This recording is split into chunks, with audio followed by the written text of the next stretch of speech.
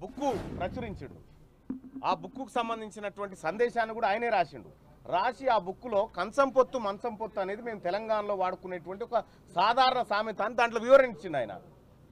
అంటే ఈ పాపం ఈమెకు తెలియదు కదా, ఈమె దొరసాని కదా, దొరసానికి తెలియదు మా బీసీలకు ఏముంటాయి, ఎట్లా మాట్లాడతారు, బీసీల సంస్కృతి ఏంది, బీసీల కట్టుబాట్లు ఏంటి, ఈమెకు తెలియదు కదా. బెంజ్ కార్లలో తిరిగేటాకు ఆమెకు ఎట్లా తెలుస్తుంది? వాళ్ళ నాన్నని అడగాలి పోయి, ఈ మాట కరెక్టే నాన్న. కాకపోతే వాళ్ళ నాన్న ఆమెతో మాట్లాడతలేడు కాబట్టి ఆ ఫ్రస్ట్రేషన్ ఎడది అని అర్థం కాక బీసీల మీద తీసే ప్రయత్నం చేస్తూ ఉంది. కేసీఆర్ ఉన్నాడా, రేవంత్ రెడ్డి గారు ఉన్నారా, మరి వాళ్ళు చూసుకోవాలి, మాకు సంబంధం లేదు. సార్, మీ పదజాలంతో రాష్ట్రంలో మహిళలు రాజకీయాలకు రావాలంటే భయపడుతున్నారని కవిత. ఇప్పుడు పదజాలం అంటే ఇట్లా హత్య రాజకీయాలతో మాత్రం రావాలనుకుంటుర్రా? పదజాలం ఏందండి? నేను తెలుగులో అనర్గళంగా ఉత్పలమాల చెంపకమాల పద్యాలు రాసేటువంటి నైపుణ్యం ఉంది నాకు తెలుగులో. రమ్మని ఎవరు వస్తారో తెలుగులో నేను మాట్లాడతా.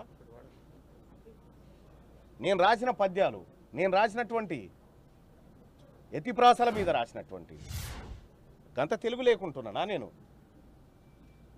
నాకు అన్నీ తెలుసు, ఏ పదాలు వాడాలి ఏ పదాలు వాడకూడదో తెలుసు నాకు. ఇలా కేవలం బీసీల రాజకీయాన్ని ఆపాలి, బీసీల రాజకీయ పార్టీని నిలవరించాలనేటువంటి ఒక ఇంటర్నల్ ఉద్దేశంతో జరిగిందే తప్ప ఇంకొకటి కాదు. తెలుగు భాషను ఎట్లా వాడాలి, ఏ ఫార్ములాలు వాడాలి నాకు తెలుసు. నేను తెలివికల్లోని తెలుగు విషయంలో నేను చదువుకున్నోని. కంచం పొత్తు మంచం పొత్తు అనేది కేవలం అది బియ్యం పొందడం అనేటువంటి అంశం. అది దాన్ని అంటే వాళ్ళ భాషలో ఎట్లుంటుందో తెలియదు. మరి మా బీసీల భాషలను అయితే బియ్యం పొందడం, వాళ్ళ భాషలో మంచాల సంగతి మాకు తెలియదు. అంటే ఇప్పుడు చైర్మన్ గారికి ఫిర్యాదు చేయడం జరిగింది.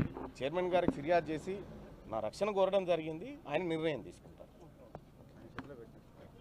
తీసుకో.